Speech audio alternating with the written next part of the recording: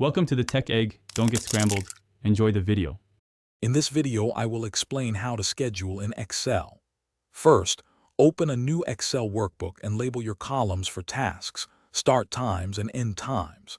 Next, input your desired dates in the first column, ensuring they are formatted correctly. Then, populate the task details and corresponding time slots. This foundational setup will provide a clear and organized structure for your scheduling needs, making it easy to track various activities. Now, let's customize your schedule for better visual management. Apply conditional formatting to automatically color code tasks based on their status or priority, like highlighting overdue items in red. You can also create data validation drop-downs for common tasks, saving time and ensuring consistency. Furthermore, use basic formulas, such as subtracting start time from end time, to instantly calculate task durations. These features enhance both efficiency and clarity. For more complex scheduling, consider advanced techniques.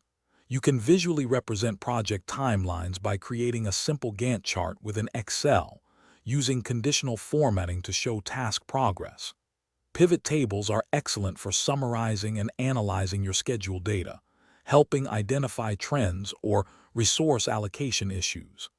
Additionally, link different worksheets to manage various aspects of a large project, ensuring all components are synchronized and easily accessible. To optimize your Excel scheduling, always save your completed schedule as a template.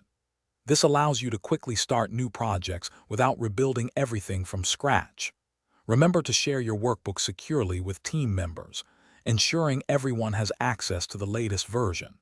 For those who love to read, check the description for a link to the new Kindle Paperwhite and other great deals. Regularly review and update your schedule to maintain its accuracy and effectiveness. Thanks for watching. Consider subscribing if I helped unscramble your problems.